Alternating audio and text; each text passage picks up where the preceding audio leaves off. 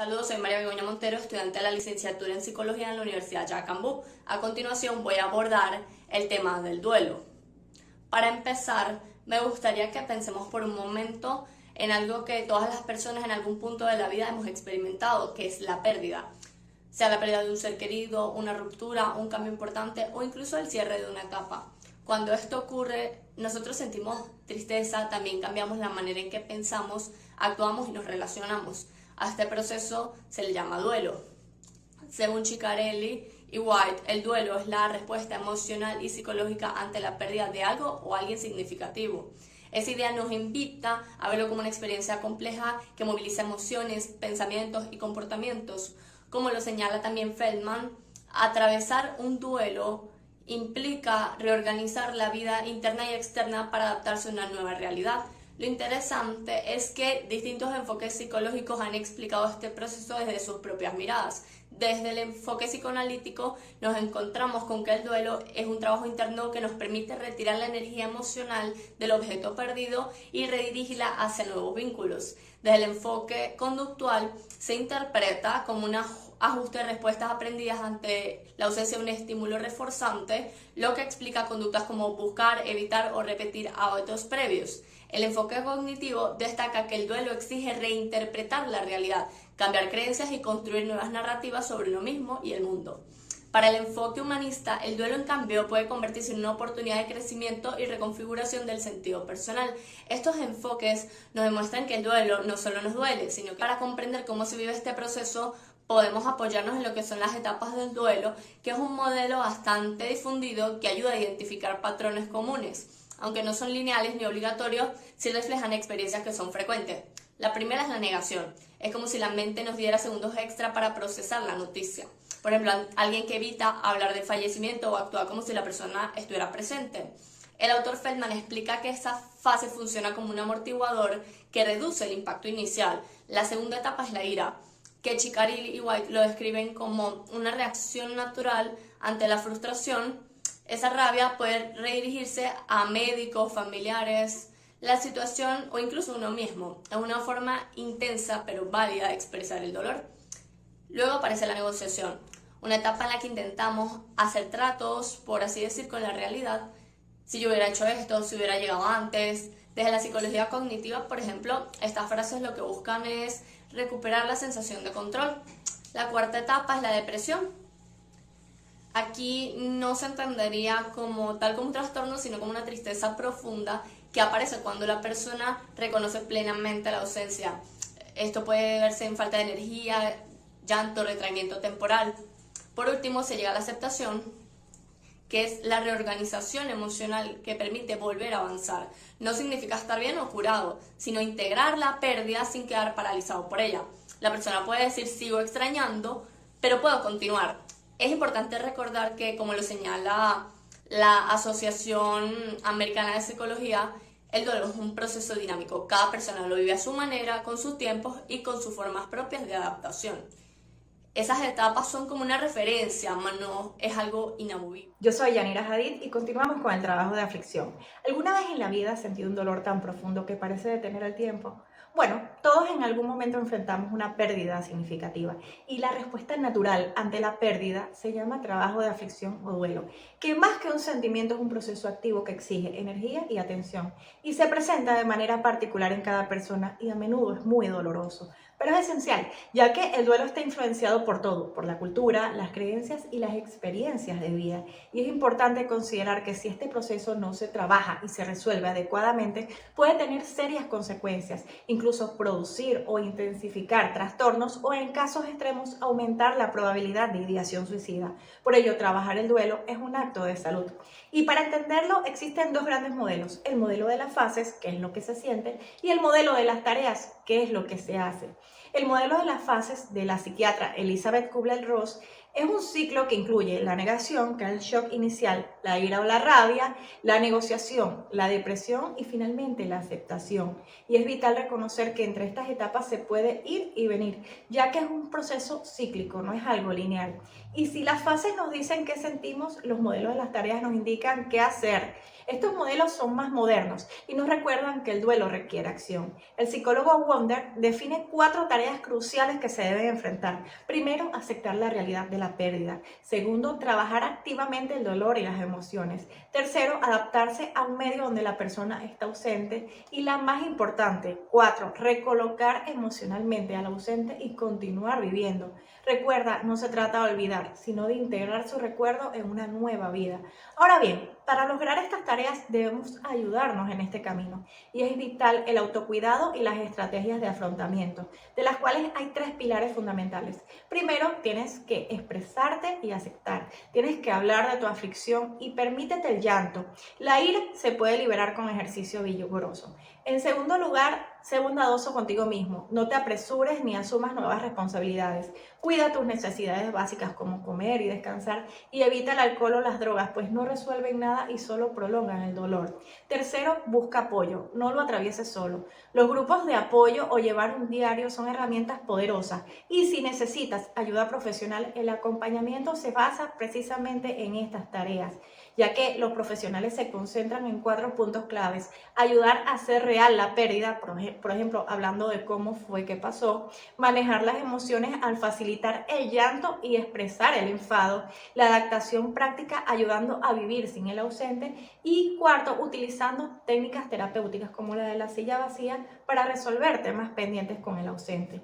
Recuerda, el ser querido siempre será un recuerdo importante, no una realidad presente, y el duelo no es un signo de debilidad, sino una prueba de cuánto amaste. Permítete sanar. Gracias.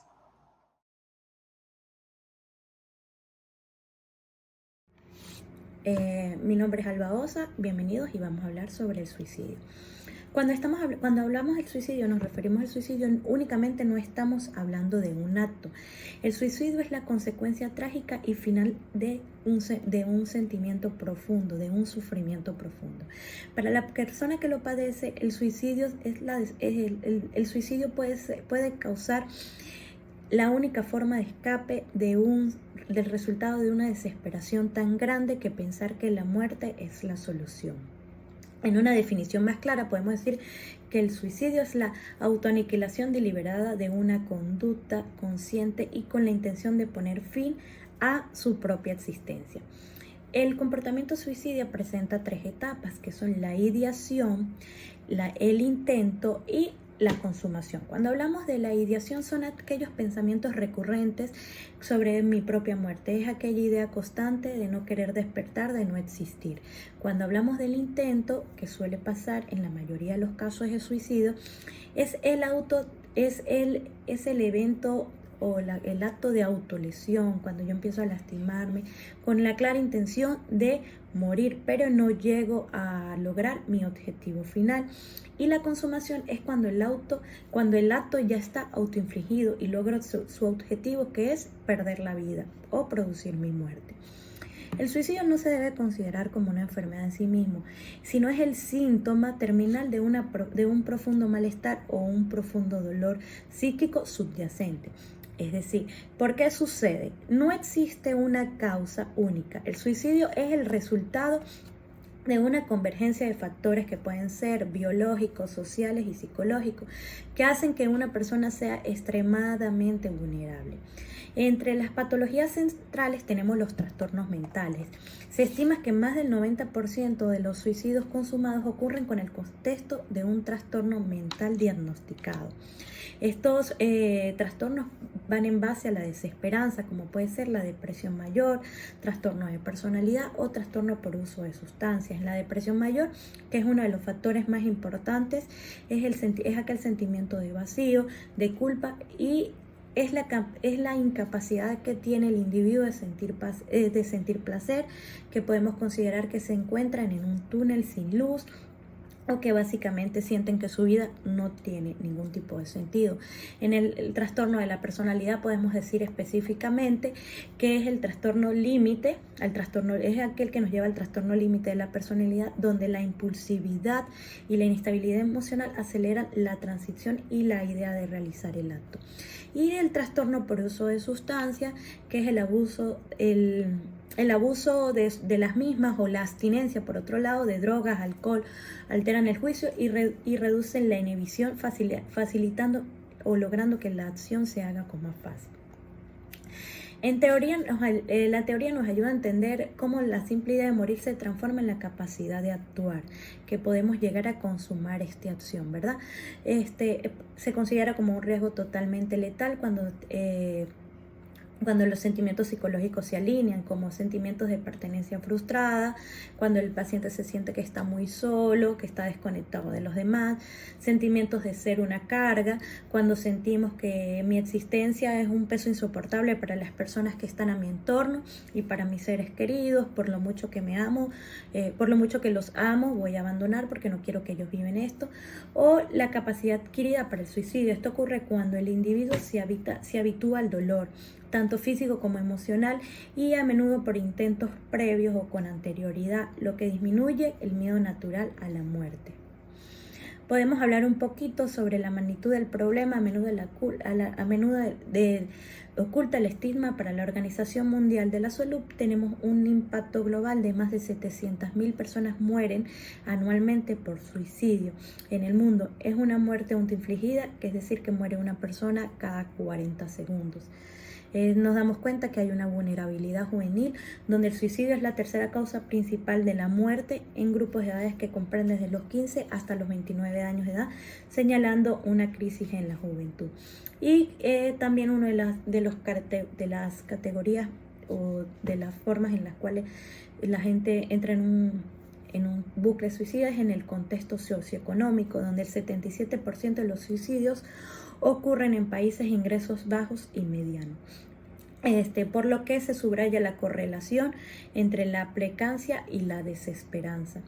En estas estadísticas no son solo números, por supuesto, son el eco de cuantas de miles de vidas donde el sufrimiento superó el instinto de supervivencia. El conocimiento de estas raíces y sus magnitudes estadísticas es el primer paso para poder romper el silencio y traspasar la barra y entender la mano amiga a quienes consideramos que están al borde de la desesperación, y de igual manera considerar que es momento de ser más humanos, de ser más amigos y sobre todo ser más escucha, porque cada vez son más altos los índices de reporte por suicidio y sobre todo en la población infantil. Muchas gracias. Hola, mi nombre es Maguira Ortiz. Prevención del suicidio y la salud mental. La prevención del suicidio es el conjunto de acciones destinadas a reducir la probabilidad de que las personas intenten quitarse la vida. Está intrínsecamente ligada a la salud mental, ya que es la base de nuestro bienestar emocional, psicológico y social. Conexión esencial. El suicidio a menudo es el resultado trágico de problemas de salud mental que no han sido tratados o han sido mal gestionados, como la depresión, el trastorno bipolar, la ansiedad grave o el abuso de sustancias. Como enfoque en la salud pública, pues prevenir el suicidio requiere un enfoque de salud pública integral que promueva el bienestar mental para todos y que garantice el acceso a la atención para quienes tienen problemas. Acciones prácticas de la prevención. La prevención se divide en reconocer las señales, intervenir y buscar ayuda profesional. Número 1. Reconocer las señales de advertencia. La acción práctica más importante es la detección temprana.